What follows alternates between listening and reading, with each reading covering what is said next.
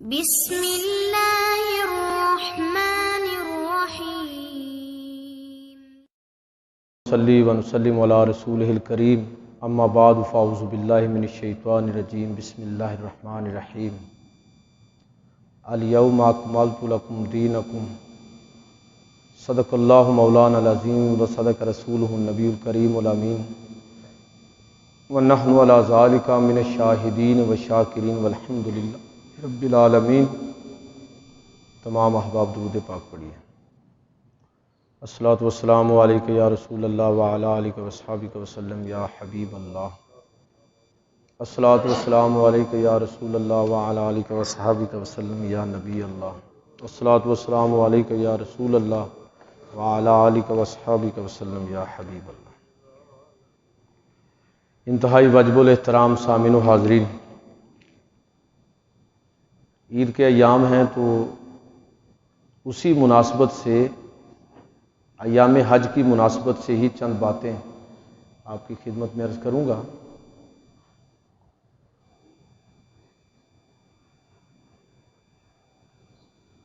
حج کے موقع پر اللہ کے نبی صلی اللہ علیہ وسلم نے ایک خصوصی خطبہ جو ہے وہ ارشاد فرمایا، جسے ہمارے سیرت نگار خطبہ حجۃ الوداع کے نام سے لکھتے ہیں اور یاد کرتے ہیں۔ اس خطبے کو اگر آپ دیکھیں تو خطبہ حجۃ الوداع جو ہے یہ صرف پیغمبر علیہ الصلوۃ والسلام کی جو 23 سالہ دعوتی زندگی ہے، یہ صرف اس 23 سالہ دعوتی زندگی کا نچوڑ ہی نہیں ہے، بلکہ میں کہوں گا کہ حضرت آدم علیہ الصلوۃ والسلام سے لے کر نبوت و رسالت کا جو سلسلہ جاری تھا، تو یہ پوری تاریخ نبوت میں اللہ کے حکم کی بجا آوری میں انبیاء کرام نے جو کچھ بھی دعوت اور تبلیغ لوگوں کے سامنے پیش کی، تو یہ خطبہ حجۃ الوداع جو ہے یہ اس کا خلاصہ ہے۔ اور نبی کریم صلی اللہ علیہ وسلم نے اس حج کے لیے بڑا خاص اہتمام فرمایا۔ یہ ذہن میں رکھیں کہ عین شریعت محمدی صلی اللہ علیہ وسلم کے مطابق ویسے حضور نے حج کیے، اعلان نبوت کے بعد حضور نے بہت سارے حج کیے، لیکن وہ ظاہر ہے کہ پہلی شریعت اور ملت ابراہیم کے طریقے پر، لیکن اس حج میں آپ نے اس طریقے کو بھی اختیار فرمایا، اور خاص جو آپ کی سنتیں ہیں ان کا بھی ہمیں اس کے اندر ایک پورا منظر نظر آتا ہے۔ تو یہ حج جو ہے یہ نبی صلی اللہ علیہ وسلم کا پہلا اور آخری حج ہے۔ اور یہ ذہن میں رکھیں کہ نبی صلی اللہ علیہ وسلم نے جب یہ خطبہ ارشاد فرمایا تو تمہیدی کلمات کے اندر اللہ کی حمد و ثنا کرنے کے بعد آپ نے لوگوں کو خبردار بھی کر دیا تھا کہ لوگوں ممکن ہے کہ اگلے سال تم مجھے یہاں نہ پاؤ، اس لیے میری باتوں کو توجہ کے ساتھ سنو۔ تو لوگوں نے سمجھا شاید اگلے سال اللہ کے پیغمبر کا حج کرنے کا نہیں پروگرام ہوگا، لیکن جو مہر مراز تھے ان کو سمجھ آ گئی، حضرت ابوبکر صدیق رضی اللہ تعالیٰ عنہ جیسے لوگ، ان کو سمجھ آ گئی کہ یہ اصل میں نبی کریم صلی اللہ علیہ وسلم کا وقت رخصت ہے۔ اور اس خطبے کے بعد نبی صلی اللہ علیہ وسلم کو لگ بھگ 3 ماہ کے اندر آپ کا وصال ہو گیا۔ تو آپ خطبہ حجۃ الوداع کے نکات کا تفصیلی جائزہ تو شاید مشکل ہوگا ایک خطبے کے اندر، لیکن جو چند نکات میں آپ کی خدمت میں عرض کروں گا ان میں آپ یہ چیز ذہن میں رکھیں کہ یہ خطبہ ایک ایسی ہستی اور شخصیت کا ہے جو اب اس دنیا سے رخصت ہونے والی ہے۔ اور جس طرح کوئی آدمی آخری نصیحتیں اور آخری باتیں بڑی خلاصے کے انداز میں بیان کرتا ہے کہ کوئی بات رہ نہ جائے، ہر اہم بات کو ذکر کرتا ہے، زور دے کے بیان کرتا ہے، بالکل نبی کریم صلی اللہ علیہ وسلم نے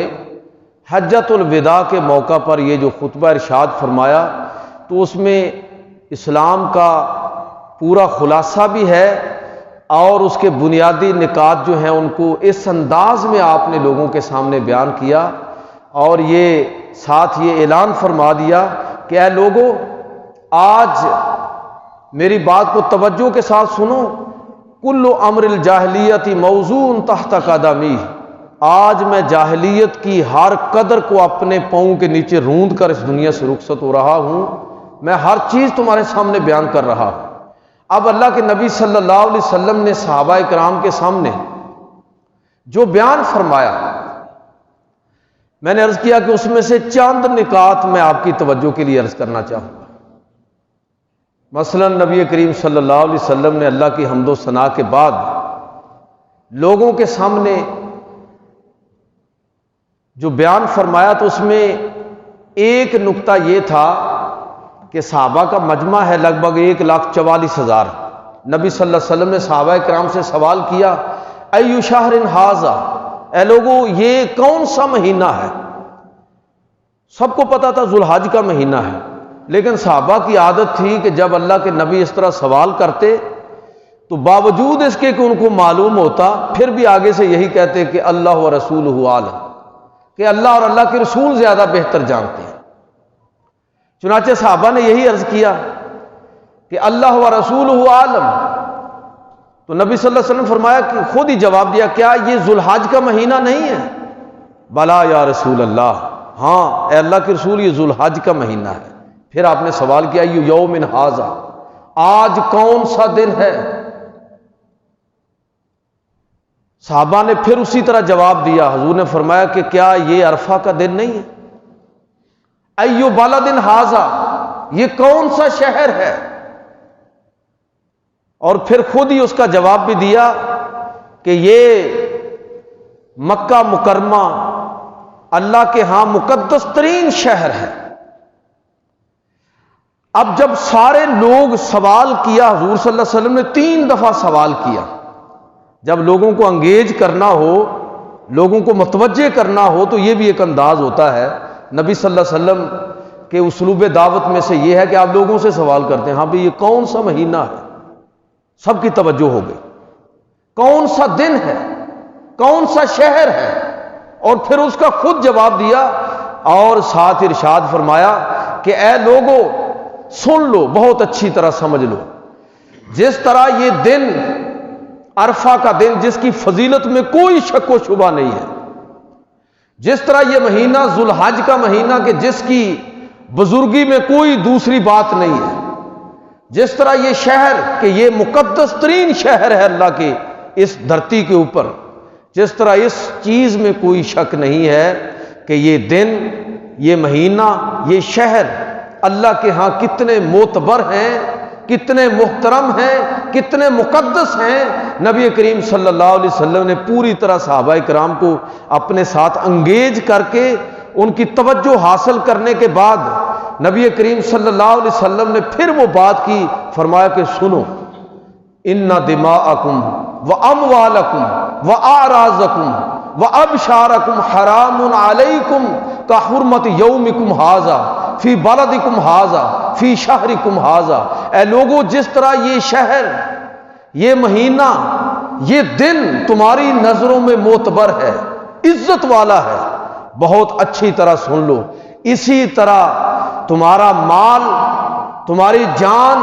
تمہارا خون، تمہاری عزت و آبرو اور تمہاری کھالیں اور چمڑے، یہ تمہارے ایک دوسرے کے اوپر حرام ہے۔ جس طرح بیت اللہ کا احترام کرنا تم پر لازم ہے، اس دن کی عظمت کو تسلیم کرنا لازم ہے، اس شہر کی بزرگی کا یقین رکھنا لازم ہے، اسی طرح تمہارے اوپر یہ بھی لازم ہے کہ تم ایک دوسرے کے خون، ایک دوسرے کی جان اور مال، ایک دوسرے کی عزت اور آبرو کو بھی اسی طرح محترم جانو۔ معمولی بات نہیں ہے، توجہ فرمائیں آپ کہ ایک مسلمان کی جان اللہ کے نبی جو آخری پیغام دے رہے ہیں، وہ پیغام کیا ہے کہ تم نے اس دن، اس مہینے اور اس شہر بیت اللہ کی طرح مسلمان کی جان کی حرمت کا بھی لحاظ اور خیال رکھنا ہے، اس کے وقار اور اس کی عزت کا لحاظ کرنا ہے۔ ذرا تصور کیجئے کہ دوسرے مسلمان کی عزت اور آبرو، اس کی جان اور مال اور اس کے حقوق کس طرح اہم ہیں، کس طرح معتبر ہے، اور نبی کریم صلی اللہ علیہ وسلم کی یہ بات کہ خاص جو اس موقع پر آپ نے فرمائی عرفہ کے دن، سنیے اور اسلام کا جو تصور عبادت ہے اس کو ذرا سمجھیے۔ اللہ کے نبی صلی اللہ علیہ وسلم فرما رہے ہیں اسلام اور دین کے بارے میں ہمارے بہت سارے تصورات جو ہیں، میں معافی چاہوں گا، غلط ہو گئے۔ لوگوں نے عجیب و غریب قسم کی چیزوں کو کل دین بنا لیا۔ تو سنیے اللہ کے نبی صلی اللہ علیہ وسلم کیا فرما رہے ہیں۔ حضور سید عالم صلی اللہ علیہ وسلم نے فرمایا کہ لوگوں، عرفہ کے دن کی برکت سے اللہ رب العزت نے تمہارے سارے گناہ معاف کر دیے، سوائے ان باہمی حق تلفیوں کے جو تم نے ایک دوسرے کی جو تم نے ایک دوسرے کی حق تلفیاں کی ہیں، ان کے سوا آج اللہ نے عرفہ کی برکت سے تمہارے سارے گناہوں کو معاف فرما دیا۔ تصور عبادت کو ذرا سمجھیں کہ اسلام کی نظر میں تصور عبادت کیا ہے۔ اگر اللہ کا مجرم ہے انسان تو اللہ کی بارگاہ میں جھک جائے، توبہ کرے، اللہ ضرور ہی معاف فرمائے گا۔ اس لیے کہ اس نے خود اعلان کر رکھا ہے کہ جب میرا بندہ مجھ سے معافی مانگتا ہے اور اپنی معافی مانگنے میں وہ سچا ہوتا ہے تو میں اس کو ضرور معاف کر دیتا ہوں، ہر حال میں معاف کر دیتا ہوں۔ اور اگر وہ معافی کے اندر اور زیادہ سچا ہو تو میں صرف اس کے گناہ ہی معاف نہیں کرتا بلکہ اس کے گناہوں کو نیکیوں کے اندر بدل دیتا ہوں۔ یہ اللہ کا گناہ گار جب بندہ ہے تو توبہ کرے، لیکن جس گناہ کی توبہ نہیں ہے وہ گناہ وہ ہے جو انسانوں کا انسان گناہ گار ہوتا ہے، دوسرے انسانوں کے ساتھ زیادتی کرتا ہے، نہیں سمجھتا کہ خدا اور رسول کی نگاہ میں بیت اللہ، عرفہ اور مکہ مکرمہ اور مقامات مقدسہ سے بھی بڑھ کر، میں کہہ رہا ہوں کہ اس سے بھی بڑھ کر بندہ مومن کی عزت، آبرو، جان اور مال اور اس کی ہر چیزیں اس سے بھی زیادہ محترم ہیں، اس کی نظر میں ہونی چاہیے۔ کہ اس لیے کہ یہاں کہیں کوتاہی ہو گئی تو اللہ سے معافی مانگ لے گا، لیکن اگر کسی انسان کے ساتھ زیادتی کر دی تو اس کی کوئی توبہ نہیں ہے۔ حقوق اللہ میں توبہ ہوتی ہے، حقوق العباد میں توبہ نہیں ہوتی۔ حقوق العباد میں تلافی ہے، تلافی کیجئے، کسی کے ساتھ زیادتی کی ہے تو تلافی کرے۔ اگر وہ اس دنیا میں نہیں ہے تو اب اس کے لیے استغفار کیجئے، اللہ سے معافی مانگیے، اس کی بلندی درجات کے لیے دعائیں کیجئے، ہو سکتا ہے کہ اللہ رب العزت معاف فرما دے۔ اس لیے میرے بھائیوں، اللہ کے پیغمبر صلی اللہ علیہ وسلم آخری خطبہ دے رہے ہیں، آخری تفصیلی خطبہ، اسلامی تعلیمات کا نچوڑ، اور نبی صلی اللہ علیہ وسلم فرما رہے ہیں کہ جس طرح آج کا یہ دن، یہ مہینہ اور یہ شہر تمہاری نظروں میں معتبر ہے، بے شک اسی طرح تمہاری جان، تمہارے مال، تمہاری عزت و آبرو، تمہارے خون، تمہاری کھالیں اور چمڑے، یہ سب تمہارے اوپر ایک دوسرے کے لیے حرام ہے۔ تم نے ایک دوسرے کا حق نہیں مارنا، ایک دوسرے کے ساتھ زیادتی نہیں کرنی۔ نبی کریم صلی اللہ علیہ وسلم نے خطبہ حجۃ الوداع کے موقع پر ایک اور بات فرمائی، فرمایا کہ سَتَلْقَوْنَ رَبَّكُمْ وَيَسْأَلُكُمْ عَنْ أَعْمَالِكُمْ، لوگوں ان قریب تمہارے رب سے ملاقات ہوگی، ان قریب تمہاری اللہ تعالیٰ سے ملاقات ہونے والی ہے، اور یہ بہت قریب ہے۔ سَتَلْقَوْنَ، ان قریب یہ ملاقات ہونے والی ہے۔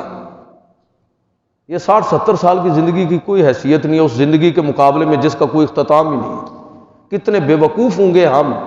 اگر اس 60-70 سال کی زندگی کے لیے اگر وہ بھی کسی کو نصیب ہو جائے تو اتنا تردد کریں اور اس زندگی کی ہمیں فکر ہی نہ ہو جس کا کوئی اختتام ہی نہیں ہے۔ کیا پتا کہ ہم فرشتہ ہماری روح قبض کرے اور ہمیں پتا چلے کہ وہ ہو یہ تو ایک خواب تھا، اس کی تو حیثیت ہی کوئی نہیں ہے اس زندگی کی۔ اللہ کے نبی صلی اللہ علیہ وسلم لوگوں کو خبردار کر رہے ہیں، لوگوں خبردار ہو جو سَتَلْقَوْنَ رَبَّكُمْ، ان قریب تمہارے رب سے ملاقات ہوگی، وَيَسْأَلُكُمْ عَنْ أَعْمَالِكُمْ، اور وہاں اللہ رب العزت تم سے تمہارے اعمال کے بارے میں سوال کرے گا۔ بھائی کوئی تکا نہیں لگے گا، کوئی ایسے جس طرح کی چیزوں کے اندر ہم نے اپنے آپ کو خود مبتلا کیا ہوا ہے نا کہ شاید یہ ہو جائے گا، شاید یہ ہو جائے گا، وہاں تو کسی کی جرت نہیں ہوگی کہ کوئی دوسرے کی سفارش بھی کر سکے۔ اللہ کے انبیاء بھی اللہ کی اجازت کے ساتھ شفاعت کریں گے، اللہ کی طرف سے اجازت ہوگی،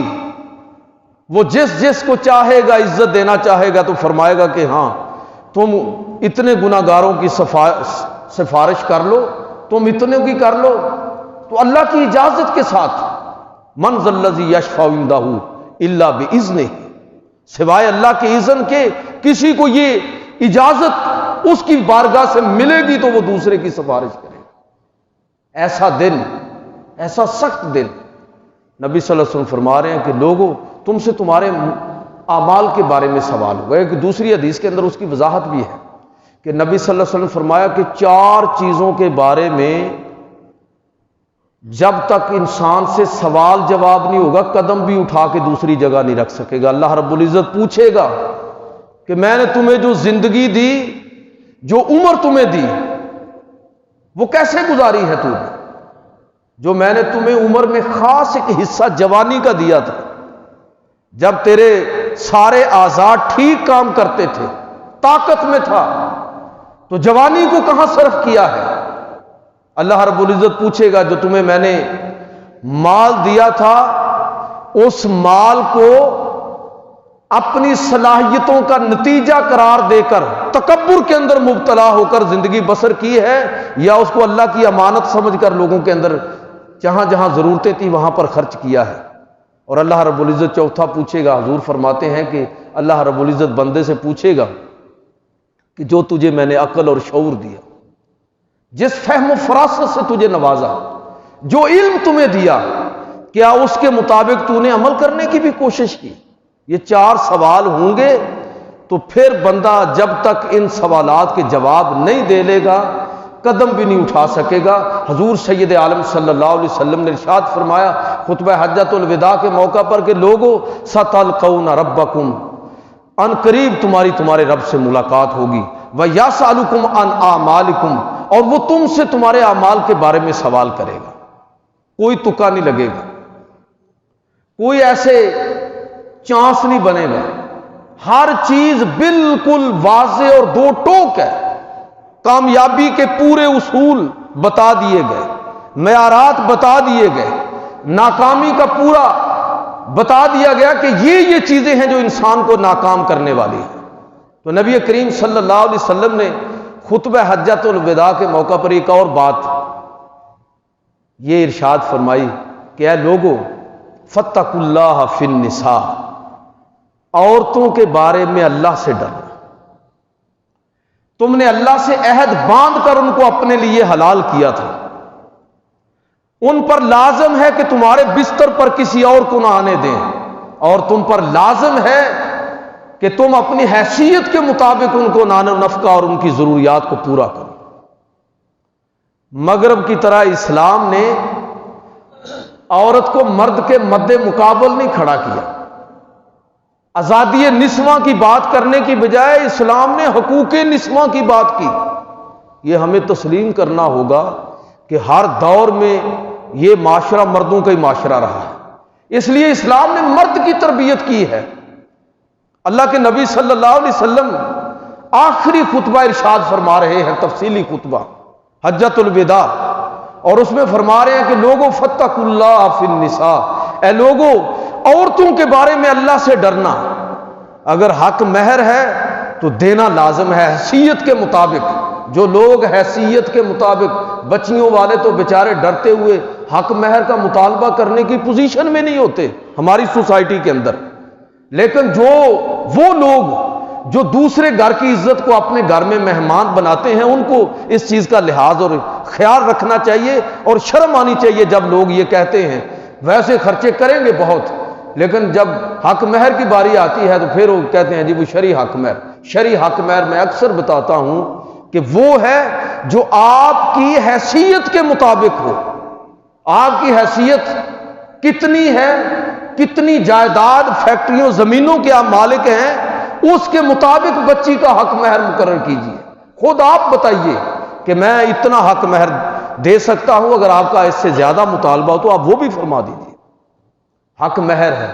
وراثت ہے، ترکہ ہے، عزت وقار آبرو اور وہ ناز اور نخرے جو عورت کی نفسیات ہے، ان سب کا لحاظ اور خیال رکھنا یہ لازم ہے مرد کے ذمے، چاہے وہ باپ کی حیثیت میں ہو، چاہے وہ بھائی کی حیثیت میں ہو، خامد کی حیثیت میں اندر ہو، یا اس کی کوئی بھی حیثیت ہو، مرد کے اوپر لازم ہے۔ اللہ کے نبی صلی اللہ علیہ وسلم فرمایا کہ لوگوں عورتوں کے بارے میں اللہ سے ڈرو، اس لیے کہ تم نے اللہ سے عہد باندھا ہے، تب تم ان کو اپنے گھر کے اندر لے کر آئے۔ اور نبی کریم صلی اللہ علیہ وسلم نے اس موقع پر عورتوں کے ساتھ یتیموں، غلاموں، مزدوروں، ملازمین اور ماتحت جتنے طبقے تھے، ایک ایک طبقے کا گن گن کے حق بیان فرمایا۔ تو یہ نبی کریم صلی اللہ علیہ وسلم کا خطبہ حجۃ الوداع، آپ کی تعلیمات کا خلاصہ۔ صحیح بات یہ ہے کہ یہ ایک خطبہ اس کے بنیادی نکات ہمارے سامنے آ جائیں تو پورا دین ہمیں سمجھ آ سکتا ہے۔ نبی کریم صلی اللہ علیہ وسلم نے اس موقع پر ایک اور بات فرمائی۔ حضور سید عالم صلی اللہ علیہ وسلم نے ارشاد فرمایا کہ اے لوگو، ان ربکم واحد و ان آباکم واحد، تمہارا رب بھی ایک ہے اور تمہارا باپ بھی ایک ہے۔ کلکم لآدم و آدم من تراب، آدم مٹی سے بنے تھے اور تم سب اسی آدم علیہ السلام کی اولاد ہو۔ اور نبی کریم صلی اللہ علیہ وسلم نے کھول کر بیان کر دیا کہ لا فضل لعربی علی عجمی ولا لعجمی علی عربی ولا لاحمر علی اسود ولا لاسود علی احمر الا بالتقوی۔ اے لوگوں، کسی گورے کو کالے پر، کالے کو گورے پر، عربی کو اجمی پر، اجمی کو عربی پر، سفید کو سرخ پر، سرخ کو سفید پر کوئی فضیلت حاصل نہیں ہے الا بالتقوی، مگر وہ کہ جو تم میں کردار کے اعتبار سے بہتر ہو۔ اللہ کے نبی صلی اللہ علیہ وسلم نے یہ ذات برادریاں تعارف کے لیے ٹھیک ہے، آپ رکھیں ان کو، لیکن اگر کوئی شخص ذات برادری کی بنیاد پر کسی فخر کے اندر مبتلا ہوا، توجہ سے سنیے میری بات کو، اگر کوئی شخص ذات برادری کی وجہ سے کسی طرح کے فخر کا اظہار کرتا ہے، کسی طرح کے تکبر کے اندر مبتلا ہو جاتا ہے، تو یہ بات سمجھ لیجئے کہ یہ شرک ہے۔ تکبر شرک ہے اور ایسا گناہ ہے کہ جس کو اللہ رب العزت توبہ کے بغیر معاف نہیں فرمائے گا، گناہوں کو عقارت کرنے والا ہے۔ لہذا نبی کریم صلی اللہ علیہ وسلم نے خطبہ حجۃ الوداع کے موقع پر عرب میں لوگ بڑے فخر کے اندر مبتلا ہوتے تھے، اس چیز پر بڑا ان کے ہاں بڑا ایک فخر پایا جاتا تھا قبیلے اور خاندانوں کا، بلکہ یہاں تک تھا کہ اگر کوئی قریشی قتل کیا جاتا تو اس کے بدلے میں 2 دوسرے عام لوگ قتل کیے جاتے تھے، اور اگر کوئی دوسرا آدمی قتل کر دیا جاتا تو قریشی کو قتل نہیں کیا جاتا تھا، بلکہ کوئی جرمانہ وغیرہ دے کر وہ معاملہ رفع دفع کر لیا جاتا تھا۔ نبی کریم صلی اللہ علیہ وسلم نے بیان فرما دیا کہ سب انسان بحیثیت انسان جو ہیں وہ برابر ہیں۔ یہ اتنی بڑی اور اتنی اہم بات ہے کہ اگر آپ اس کو پڑھنا چاہیں، اس کو سمجھنا چاہیں تو پوری انسانی تہذیب، انسانی تاریخ کا جو ہے وہ تہذیبی مطالعہ کریں، آپ کو پتہ چلے گا کہ یہ کتنی بڑی بات ہے کہ اس ایک بات کو نظر انداز کرنے کے نتیجے میں دنیا امن کھو بیٹھی ہے۔ دنیا کے اندر امن و امان ممکن نہیں ہے۔ آپ دیکھ لیجئے کہ دنیا کے اندر جن اصولوں اور بنیادوں پر ایک دور کے اندر برطانیہ کا سورج پوری دنیا کے اندر کہا جاتا ہے کہ غروب ہی نہیں ہوتا تھا، اتنی بڑی سلطنت، لیکن 1 صدی سے زیادہ نہیں چل سکے۔ جو انہوں نے ورلڈ آرڈر دیا اس پر کوئی بڑا انسانی معاشرہ وہ قائم نہیں رکھ سکے۔ 100 سال چلے ہیں زیادہ سے زیادہ۔ رشیا 55 صدی سے بھی پہلے اس کا بالکل خاتمہ ہو گیا، وہ نظریہ دفن ہو گیا، اور امریکہ جو ہے اس کے بھی ہاتھ پاؤں پھولے ہوئے ہیں۔ وجہ اس کی کیا ہے؟ وجہ اس کی یہ ہے کہ چاہے وہ برطانیہ کا عالمی نظام ہو، چاہے وہ رشیا کا عالمی نظام ہو، چاہے وہ امریکہ کا عالمی نظام ہو، جن اصولوں اور بنیادوں پر یہ نظام کھڑے کیے جا رہے ہیں وہ نظام ہی خلاف عقل ہے اور خلاف فطرت ہے۔ ایک عالمی معاشرہ اس طرح قائم نہیں ہو سکتا کہ کچھ قوموں کے حقوق ہوں اور باقی کے نہ ہوں، بعض طبقات کو خصوصی حقوق حاصل ہوں اور بعض کی کوئی حیثیت نہ ہو۔ ایک عالمی معاشرہ ان اصولوں پر قائم نہیں رہ سکتا۔ عالمی معاشرہ اسی اصول پر کھڑا ہوگا جو محمد عربی صلی اللہ علیہ وسلم نے پیش کیا۔ حضور سید عالم صلی اللہ علیہ وسلم نے عالمی معاشرے کے لیے جو اصول دیا وہ کیا ہے؟ کلکم لآدم و آدم من تراب، تمام انسان آدم کی اولاد ہیں اور آدم مٹی سے بنے تھے۔ عرب و عجم، ایشیا، افریقہ، یورپ، سب آدم علیہ السلام کی اولاد ہیں۔ جب تک یہ تصور لوگوں کے ذہن میں پختہ نہیں ہوگا عالمی معاشرے کا قیام ممکن ہی نہیں ہے۔ جن اصولوں پر آپ نے عالمی معاشرہ کھڑا کیا ہے وہ تو اصول ایسے نہیں ہیں کہ جن پر ہم ایک عالمگیر معاشرے کی بنیاد قائم کر سکیں۔ اگر بنیادی انسانی حقوق کی آپ پوری تاریخ پر نظر ڈالیں، پھر کسی موقع پر اس موضوع پر بات کروں گا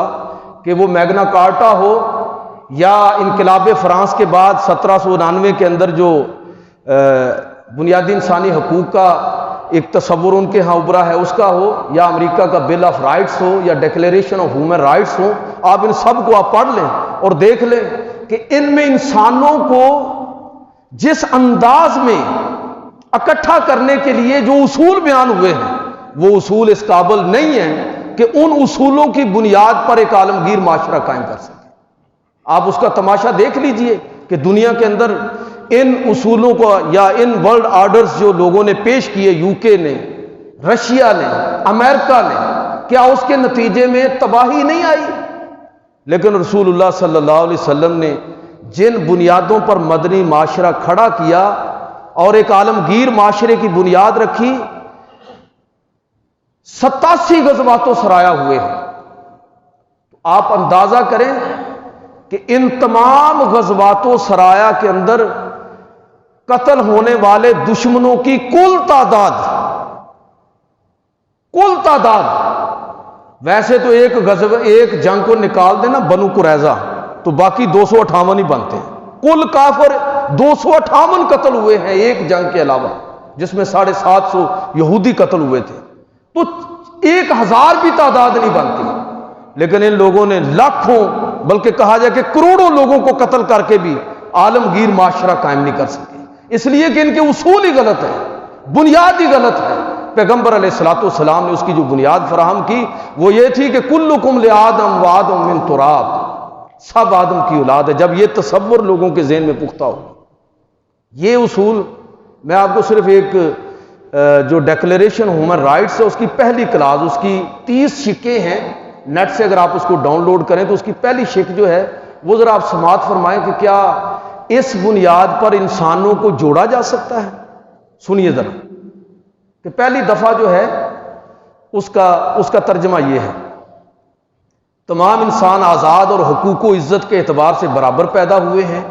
انہیں ضمیر اور عقل ودیت ہوئی ہے، اس لیے انہیں ایک دوسرے کے ساتھ بھائی چارے کا سلوک کرنا چاہیے۔ بھائی چارے کی بنیاد کیا ہے؟ کہ سارے لوگوں کو عقل اور ضمیر ودیت کیے گئے۔ بھائی جس عقل کی بنیاد پر آپ لوگوں کو جوڑنا چاہتے ہیں، اگر اس کا ترجمہ یہی ہے تو یہ 5 طاقتوں کا تصور کیا ہے جن کے پاس ویٹو پاور ہے؟ پھر سب کو برابر ہونا چاہیے۔ اس کا مطلب ہے کہ تم بھی یہ سمجھتے ہو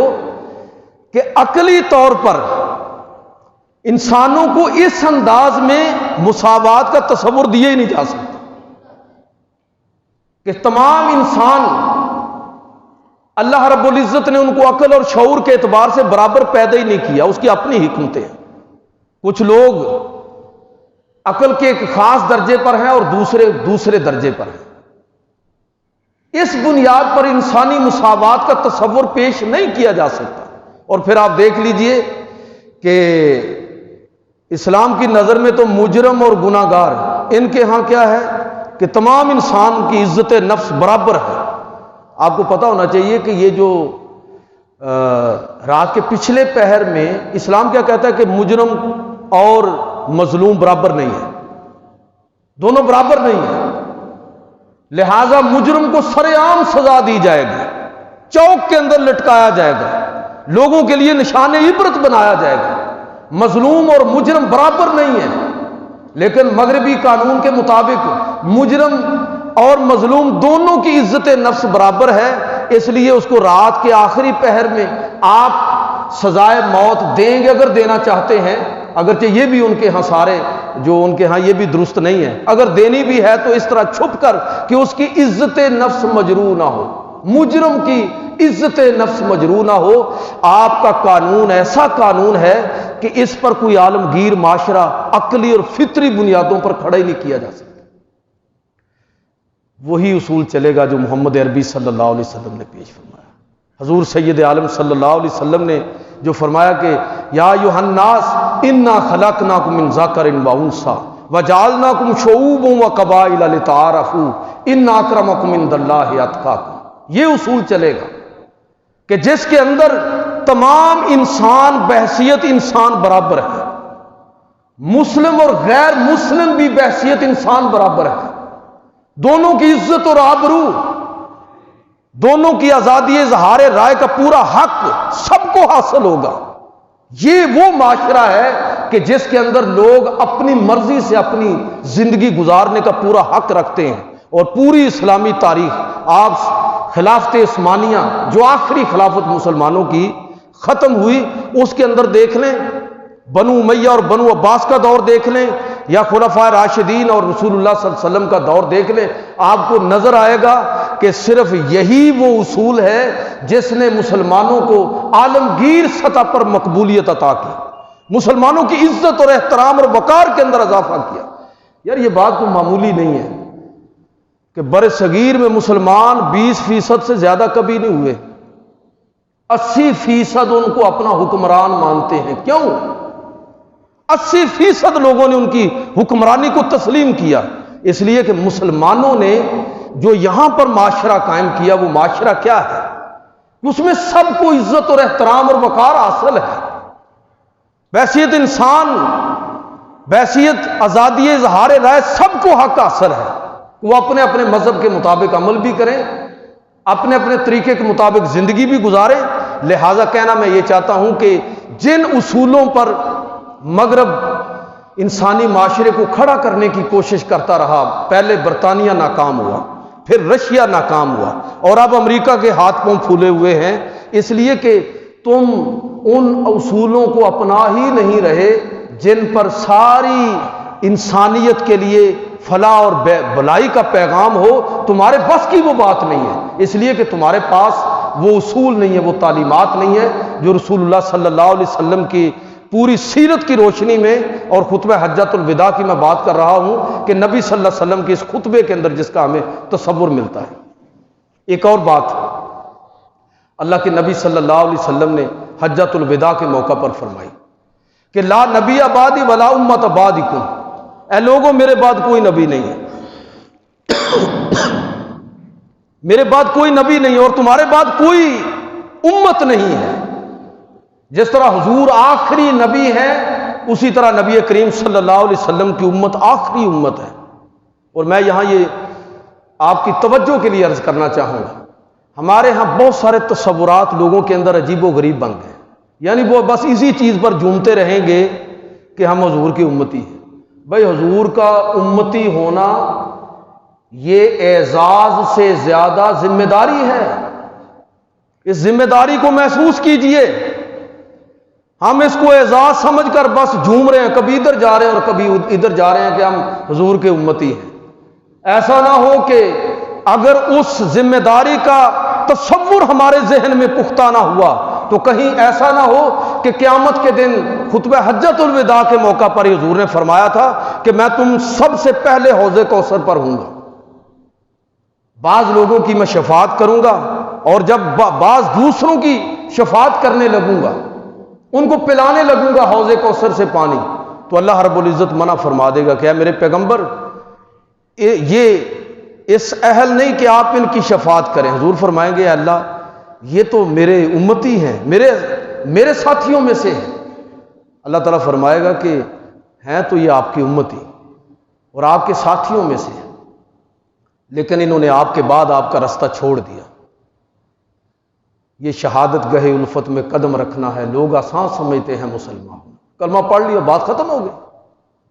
اللہ کے نبی صلی اللہ علیہ وسلم نے فرمایا کہ میرے بعد کوئی امت نہیں ہے، میرے بعد کوئی نبی نہیں ہے، اور تمہارے بعد کوئی امت نہیں ہے۔ اس کا مطلب یہ ہوا کہ آخری امت ہونے کی ذمہ داری اس امت کے ہر فرد کو ادا کرنی ہوگی۔ وہ کس انداز میں ادا کرنی ہے اس کی بڑی شکلیں ہیں۔ صرف تقریریں کر کے وہ ذمہ داری ادا نہیں ہوتی کہ میں تقریر کر رہا ہوں تو میں تو وہ ذمہ داری ادا کر رہا ہوں، یہ اس کی ایک شکل ہے۔ اور میں تو اکثر یہ کہتا ہوں کہ تقریریں اور خطبے یہ محض تذکیر ہوتی ہے، یاد دہانی ہوتی ہے۔ اصل اسلام کی تبلیغ و فزیکل پریزنٹیشن ہے، عملی ہمارا نمونہ ہے۔ ہم لوگوں کے سامنے اسلام کو عملی طور پر کس طرح پیش کرتے ہیں، یہ اسلام کی تبلیغ ہے۔ اور وہ تبلیغ جس طرح میں کر سکتا ہوں اسی طرح آپ لوگ بھی کر سکتے ہیں، کہ جب آپ کو ہم کو کوئی دوسرا دیکھے تو ہمارے کردار، ہمارے عمل، ہماری گفتگو، ہمارے انداز اور اطوار کو دیکھ کر وہ شخص بے ساختہ کہہ اٹھے کہ یہ عام آدمی نہیں ہے، واقعتاً یہ محمد عربی صلی اللہ علیہ وسلم کا غلام ہے۔ تو حضور سید عالم صلی اللہ علیہ وسلم کی امت سے ہونے کا مطلب سمجھنے کی ضرورت ہے۔ حضور نے فرمایا کہ میں آخری نبی ہوں اور تم آخری امت ہو، اور حضور نے صحابہ سے کہا کہ سنو، میں اپنی بات کو اب ختم کرنے لگا ہوں۔ نبی صلی اللہ علیہ وسلم نے بہت سارے نکات ہیں اس خطبے کے، تو دو تین میں نے عرض کیے۔ آخری جو نکتہ ہے وہ یہ تھا کہ حضور نے صحابہ سے مخاطب ہو کر فرمایا کہ الا حل بلغت، میں نے 23 سال تمہارے درمیان دعوت اور تبلیغ کا کام کیا ہے، کیا میں نے اللہ کا پیغام تم تک پہنچا دیا ہے؟ حضور صلی اللہ علیہ وسلم نے فرمایا کہ وَأَنْتُمْ تُسْأَلُونَ عَنِّي، اے لوگوں ان قریب تم سے میرے بارے میں سوال کیا جائے گا، اللہ میرے بارے میں بھی پوچھے گا، اللہ کے نبی صلی اللہ علیہ وسلم کے بارے میں پوچھا جائے گا لوگوں سے کہ کیا انہوں نے تم پر میرے دین کو پہنچا دیا؟ حضور نے فرمایا کہ جب تم سے یہ پوچھا جائے تو تم اس کا کیا جواب دو گے؟ کیا واقعتاً ہی تم یہ سمجھتے ہو کہ میں نے اللہ کے دین کو تم تک پہنچا دیا؟ تو صحابہ نے کہا بلغتا وعدیتا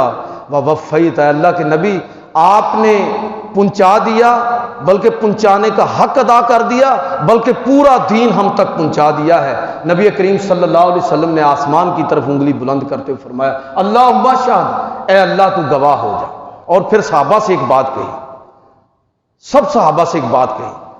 فَلْيُبَلِّغِ شَاهِدٌ مِّنْكُمُ الْغَائِبَ۔ یہ میں کہتا ہوں کہ یہ جو آستانوں پر لوگ بیٹھے ہوئے ہیں نا، اور محراب اور منبر کے وارث بن کے لوگ بیٹھے ہوئے ہیں، یہ ان کے لیے بہت بڑا پیغام ہے۔ حضور سید عالم صلی اللہ علیہ وسلم ویسے ہم سب اس کے مخاطب ہیں، لیکن بالخصوص یہ طبقہ کہ جو دعوت اور تبلیغ کا کام کرتا ہے، فَلْيُبَلِّغِ شَاهِدٌ مِّنْكُمُ الْغَائِبَ، پوری امت کو خطاب ہے کہ جو لوگ یہاں موجود ہیں وہ غائبین تک میرا یہ پیغام پہنچا دیں۔ صحابہ کرام کو خطاب کیا حضور صلی اللہ علیہ وسلم نے، یار جنت البقیع میں دفن ہونے کی بڑی بڑی فضیلت ہے، اور ہم میں سے کتنے لوگ ہیں وہ جو یہ نعتیں بھی پڑھتے ہیں کہ جاواں تو پھر واپس نہ آؤ، بڑی فضیلت۔ جنت المعلا کے اندر دفن ہونے کی بڑی فضیلت ہے، مکہ اور مدینہ کے اندر رہنے کی بڑی فضیلت ہے۔ یہ فضیلت ہمیں ہی سمجھ آئی ہے، یہ صحابہ کو بھی اس کی سمجھ تھی؟ سوچنے والی بات ہے نا۔ ان کو اور ہی بات سمجھ آئی، ان کو یہ بات سمجھ آئی کہ یہاں قیام کرنے سے زیادہ فضیلت یہ ہے کہ پیغمبر علیہ الصلوۃ والسلام کے مشن کو اپنی زندگی کا حصہ بنا لیا۔ لہٰذا آپ دیکھیں کہ صحابہ کی اتنی قبریں آپ کو مکہ اور مدینہ کے اندر نظر نہیں آئیں گی جتنی قبریں آپ کو عالم اسلام کے اندر ہر شہر، ہر علاقے اور ہر خطے کے اندر نظر آئیں گی۔ حتیٰ کہ آپ کے ہندوستان کے اندر یہ کشمیر کے بارے میں ہے کہ یہاں کچھ 6 صحابہ کی قبریں ہیں، اور